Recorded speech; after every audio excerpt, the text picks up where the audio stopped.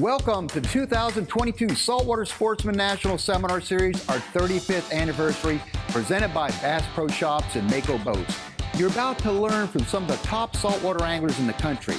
Now, the key to getting the most from the seminar series is to listen to the little subtleties, the adjustments that we are doing when the fishing is tough. This is what we like to refer to as the golden nuggets of the seminar series. We're about ready to get underway, so let's get right down to it.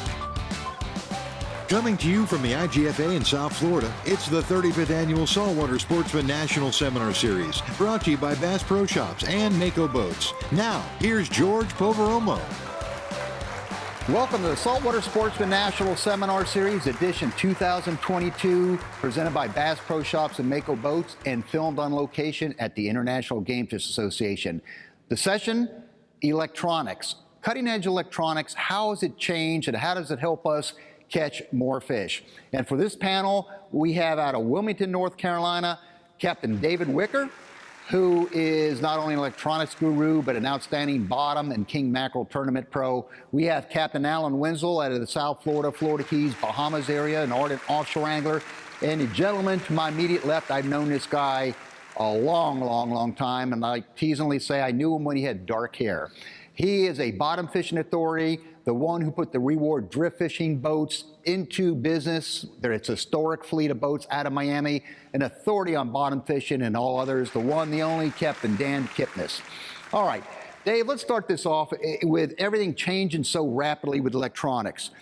And people like to hear the bells and whistles, but in reality, they want to know what's it take to catch fish. How could we get dialed into this like in a crash course? So let's talk about where sonar. We all run with Simrads. And one of the biggest things to come around was the chirp transducers. You know, multiple frequencies going down versus a single deucer, which means better bottom readings. Now, there's another new twist that I'm hearing more about. And why don't you explain that? All right, the sort of the latest and greatest for the Simrad units is the active target, which gives you almost a live view on the bottom. You can actually see the fish moving around as you're sitting still. You can literally see your line go down and your bait, and the fish will come to it. You can literally see anything down there that's moving on the bottom. I've been seeing that in clips. I don't have it yet on my boat, and it's amazing, almost like you put a diving mask on. Is it mainly an inshore tool, a nearshore? Did anybody idea how far off? Right now, it's really probably 60 feet or less. I think it was really designed more for the inshore and the bass fishing. You've seen the saltwater version. But it is, you know, creeping into the saltwater world. Gotcha. Dan, let's go over to you, because you were a bottom fishing guru. I mean, you pioneered these drift fishing boats. I mean, you've done this out of Miami, which, you know, so many people fish in Miami, it's a tough find to really catch quality fish. All right, you're working at sonar, and some people want to know, I'm coming out there, how could I read the right types of bottom? And they want to know, really, what makes the difference between a soft bottom or a hard bottom? Well, actually now, with the quality of the sonars that we have, not only do they read all around your boat, up and down, front and back, we didn't have that. I had a Ross fine line machine, which had a stylus that burned the paper. But it was really strong, and I could get 2 or 3 bottom echoes below the bottom. The more echoes I got, the harder that bottom was. Soft was a big, fat line. Hard was a good, crisp line. Okay, and I did a lot of wreck fishing, which obviously is terrific for this type of gear that we've got now, and especially the sonars that go round and round. I could tell, looking at marks on that old machine and on the new digital machines, how big the fish was. It was moving. Obviously, the mark gets longer the faster the fish is moving. If it's moving slower, the mark will be smaller. But the thickness of that mark, of the fish, the arch that you get, tells you the size of the fish. And many times, you can tell what species of fish it is. Right. As well. Some people get confused. They might see markings on there, so it's hard for them to distinguish whether is that bait or is this a concentration of mangrove snapper. I mean, sometimes you take a little fine-tuned eye to see this. Your bait's going to be more like a missed. Okay. Okay, if you have individual fish that are even this big or this big, you're going to see the fish in there. They might be very dense together, but you'll see fish. Bait I've found, like sardines, thread fins, pilchers, just come up as a ball there. Now, we used to fish them all the time, 20, 30 feet of water with a heavy cast net, and mark them down, and we would throw the cast net, just let it sink to the bottom, and one shot filled the well, and nobody else was catching bait. And we did that for years. Absolutely. Do you look at all the structure scan, the side deucers now, where you can see bait 60, 70, 80 feet out, and narrows it down. And we're going to narrow it to a commercial break, but I'm going to come right back here because I got a lot of good information I want to discuss with you gentlemen here. You're watching the Saltwater Sportsman National Seminar Series, Electronics. We'll be right back. The Saltwater Sportsman National Seminar Series is brought to you by Simrad. Go with Simrad and go with confidence. Penn, let the battle begin. Sirius XM Marine, weather, fish mapping, and entertainment for anglers. Mercury Outboards, go boldly. Angle, portable fridge freezers and high-performance coolers. George will be right back. Welcome back to the 35th Annual Saltwater Sportsman National Seminar Series from the IGFA in Fort Lauderdale, Florida. Brought to you by Bass Pro Shops and Mako Boats. Let's get right back to George. You're back watching the Saltwater Sportsman National Seminar Series, filmed on location at the International Game Fish Association. The panel we're in right now is using electronics to catch more fish. Alan, you're an offshore guy, and where does the electronics come with the offshore fishing? We talk lightly in a dolphin panel when you're not seeing weeds or anything like that, that I always like to keep the machine on just to see if there's any concentrations, might be flying fish. Give us some tips to score more with offshore. Well, I look at offshore as anything outside of the reef, right? So 90 feet, 100 feet out to 1,000, 2,000 feet. So one of the experiences that we're having just recently, because it's the blackfin tuna run in the Florida Keys. So we're fishing in 300 plus 400 feet of water on different wrecks and things like that. But what we're seeing is we're using the mid-column of the of the sonar, right? So we're not really necessarily looking at the bottom. However, we're seeing what fish lie around the 200 mark or 300 mark. So that allows us to know, well, okay, we should chum here. We can actually determine, okay, is that a school of blackfin? Could be, just blue runners. It's kind of funny. You can actually say, oh, that's just a blue runner. Sure enough, you drop a thing down. But after that, when you target that to a blackfin, you actually see the fish. So they're laying at 200-300 feet of water, and as you start chumming, those fish will come up, and that's when you tell the other anglers on the boat, say, hey, look, get ready, because you're going to get bit. And because we're just drifting or belly hooking some pilchards or things like that. But then as you go further offshore, you hit the same thing. You hit the reefs, or not the reefs, excuse me, but the patches out in 1,000 feet of water. You got all the sargassum out there. We're looking beneath the column, right? You can't look at the bottom. You're looking at what's happening anywhere between 100 feet to, again, 300 feet. So can you stay around? Like we talked on the dolphin panel, how long do you stay at a particular spot? It looks fishy. Well, now we can see it. They're actually concentrating fish down at 300 feet. We still may be catching them, but we can send a bigger jig down there for, say, maybe wahoo or down there, stuff like that. You target a wahoo on a butterfly style jig or a flat jig, or start chumming more, and you watch them all. You just watch them on the machine come up. It's like, hey, guys, get ready. We're going to get hit. Sure. Talk about advancements. You look at the charts, the nav charts that show bottom, which are now really fishing charts, and Simrad has a CMAP reveal, a high definition bathymetric readings, that they're increasing the areas that you showed us, and I've been using this for a couple of years now. You see, it's like putting a mask on. Yep.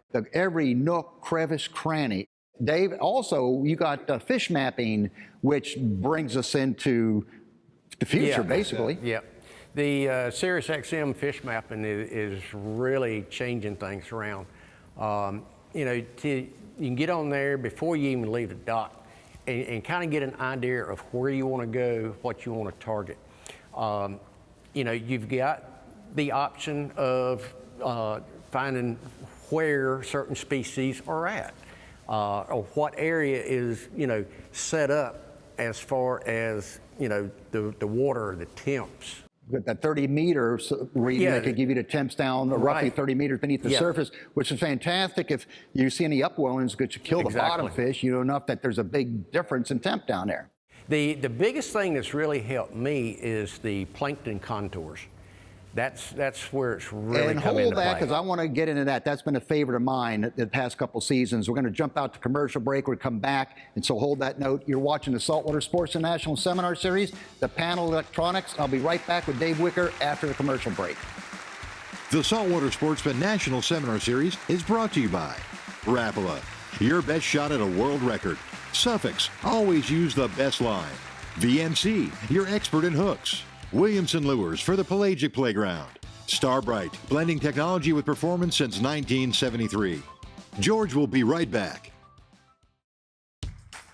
Welcome back to the 35th Annual Saltwater Sportsman National Seminar Series from the IGFA in Fort Lauderdale, Florida. Brought to you by Bass Pro Shops and Mako Boats. Let's get right back to George. You're back watching the Saltwater Sportsman National Seminar Series, filmed on location at the International Game Fish Association.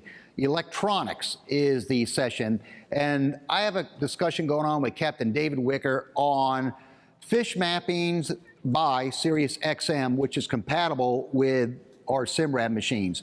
Now, you mentioned one of the readings they show are the plankton fronts, and I mentioned a dolphin panel that knowing where these boundaries are with the strengths, and they give you a little number based on how really intense it is or how not too intense it is. And in a couple of cases in the Keys, looking for dolphin, when there was no other signs around, I had gone to those zones and saw flyers, and we caught dolphin both times. Okay, how would you use that in your fishing? You fish off the North Carolina area. Yeah. Well, where it really paid off for me was a couple years ago fishing a tournament, and we got to a spot and it was nothing happening. But when I brought up the water temp contours, it was really, really tight, just not even a mile away from where we were. So I eased over to that area, and it made a difference. And you know, we pulled several 30-pound kings out of it. Which the plankton contours and your water temp contours is the two main things that I really watch on that. 100%, and they show you that the frontal strengths, the stronger water temperature boundaries Correct. as well, which we all go by water temperature. And Dan, water temperature when you're looking for offshore pelagic comes into play too. Oh, big time. And I also fish all over the world in Central America a lot. And there we have a depletion of oxygen, okay, below a certain level. So the water is only breathable for pelagic fish down 120 feet. Well, you can actually see where that thermocline is. Yeah, so you're marking the thermocline. Okay, and then you can look at the marlin and tunas and mahis and all that are swimming right there where that thermocline is, because the bait can't go down either.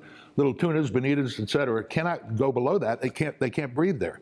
So it makes it really easy. It's like the pelagics have this bait up against a wall and they can feed, okay? Well, how would that relate to our fishing locally here with thermoclines? It's exactly the same thing. It's exactly, we were talking about plankton, okay? Small fish eat the plankton, big fish eat the small fish. That's the way it works, okay? But temperature and thermoclines are really important, and if it gets too cold, like I live in West Palm Beach, sometimes we get cold water upwellings there, and the bottom fish just disappear. Absolutely.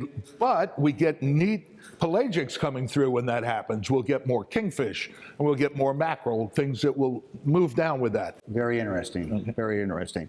And Alan, anything that you want to add on that before we move on? Radar coming to play, or give us one of your tips. Yeah, well, it's really fun because what you see now with all this electronics is that you take the best of everything, right? We talked about the reveal, right, when we're sword fishing out 3,000 feet of water. So we're taking all that. If the plankton's running, we can find the reveal spot that's showing off. And then you look at your temperature guides. You know, you can almost tell when you're going to catch a sword that day before you leave the dock. And then obviously radar, is, while it saves our lives a lot of times, but it's, we use a majority now for finding birds. We use Simrad radars now, and that bird mode is, really good. Just push the bird mode. And another thing you can use the radar for is like when you see Captain Harry Vernon out there really nailing a fish, you can put your active target on the radar on him. Well, wait a minute. He never really catches fish. He just Well, says he well, does. In all honesty, he's out here to defend himself. So, and I hate sticking up for him, but we got to. But this is the perfect break to go right to a commercial. Have a good talk with you guys to straighten it all up. And when we come back, we'll be dealing with electronics. You're watching the Saltwater Sportsman National Seminar Series. The Saltwater Sportsman National Seminar Series is brought to you by Columbia Sportswear. Stay cool and protected while fishing. JL Audio, ahead of the curve. ACR, building survival products since 1956. Florida Keys and Key West. Visit flakeys.com. George will be right back. Welcome back to the 35th Annual Saltwater Sportsman National Seminar Series from the IGFA in Fort Lauderdale, Florida. Brought to you by Bass Pro Shops and Mako Boats. Let's get right back to George. You're back watching the Saltwater Sportsman National Seminar Series, Electronics, and with our panel. And I'm going to throw this one to you, Alan, based on the entertainment aspect of what's going on today and you being with JL Audio. And I can't believe you're letting me get behind the 8 ball on the technology with stereos on boats. Now, You're also with JL Audio. And you're telling me about the new technology that you have out now. We got about 3 minutes. Give me a rundown. Yeah, well, we always want to use what we have always had, right? The big thing with boats is it's a very noisy environment, right? But let me go back a little bit. A boat is such a great place to entertain, right? I mean, we fish, we go to the sandbar, we swim, we dive, we do all this stuff. So what better place to really make it happen is your boat and put a great sound system. Now you can just go down to the store and buy another pair of speakers and a head unit, but to really get the true enjoyment, you need multiple things. One, we always know it's a noisy place, you're running the engines. We want a subwoofer. And our technology of subwoofers greatly enhanced how the boat sounds when it's moving. As you know, so George, it's basically, for lack of a better word, a magnifier that really puts this out there. Right, it conceals some of the other noise, and plus it makes us happy, right? You go to a concert, we never listen to music at low volume, right? We go to a concert, it's cranked. Basically, the woofers are just really shining. But the new thing that we have out now is because you have to tune the system. It's not just, like I said, hooking up a pair of speakers anymore and turning on the radio. We have subwoofers, we have amplifiers, and now we have what we call a DSP, which is a digital sound processors. George, when we first did your boat, you thought, wow, what a crazy guy. He's in there, he's got screwdrivers. I'm like this NASCAR pitman. But now we look at it, we're using computers, right? We're using computers, we set up on the dash. We use microphones. We put microphones all the way through the boat. And what we can do now is we can totally get rid of the distortion in your boat. Which is amazing. So you can bring this up full blast with no distortion. No distortion at all. And go to the speakers. There's a new speaker too now. Am I correct or wrong with this? We have a new line of speakers out, yes. And what's that called? Well, what we call the M6 line. Which I think you named that after the M6 being the Mark 6 meaning I'm going to get it. That's true. That was good, George. That was good. I saw that. This is on TV, so it's real. That's right. Hey, people in audience land out there, remember, he said he's going to trick out the new boat to ladies' jealous. We got witnesses now. That's right. All right, so I'll have to talk to our marketing guy to somehow get you into that. But no, it's great. It's the technology that we have. It's just like everything else. We talked about the reveals, the charts, the radar. But the audio system has its own technology. You don't go to a Rolling Stone concert and expecting the same that you do at the backyard band, right? No, sure. Well, let's get this, boil this down here. Okay, for the people who are watching this and listening to us, if you could boil it down to 3 quick bullet points on what is crucial to putting together an outstanding marine stereo system. Give me some bullet points. Well, obviously, good quality product. Okay. Right. Setting your boat up into listening zones. Find out where people congregate within the area, right? If they're in the bow, you're in the cockpit, you're in the helm.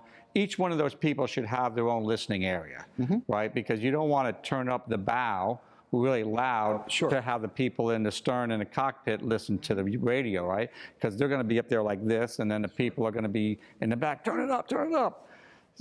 So that's the other thing. And again, we just talked about the subwoofers. Subwoofers are really, really critical. You know, sometimes Absolutely. subwoofers get a bad rap. You know, you go and oh, computer right. dialed in And too, now which you is have the a computers. whole nother level. Well, I got to tell you, everything has really gotten so advanced. So when we sit here for next year's seminar series, I could tell you about that whole new system with the M6 Mark 6 channel audio system that you developed in my honor. I really want to thank you for that. I'll talk to Wicker about that, yeah. Anyway, I want to thank Captain David Wicker, Captain Alan Wenzel, Captain Dan Kipnis for that electronic sessions. And next year I'll show you my new jail system. Thank you. And now, here's your ACR safety tip. Every boat should be equipped with an emergency position indicating radio beacon known as EPIRB.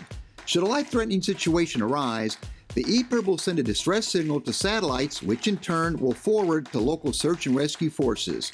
Also, if space permits, seriously consider an inflatable life raft. The ocean can be an unforgiving environment. Well, there you have it. This week's Saltwater Sportsman National Seminar Series presented by Bass Pro Shops and Mako Boats. Now, adhering to Seminar Series tradition, you still have an opportunity for a chance to maybe win one of the many door prizes we have available. Go to nationalseminarseries.com, log on to the door prize banner, and enter your name and contact information. At the conclusion of the seminar series, we will computer generate the winners of those prizes. So get right down to it.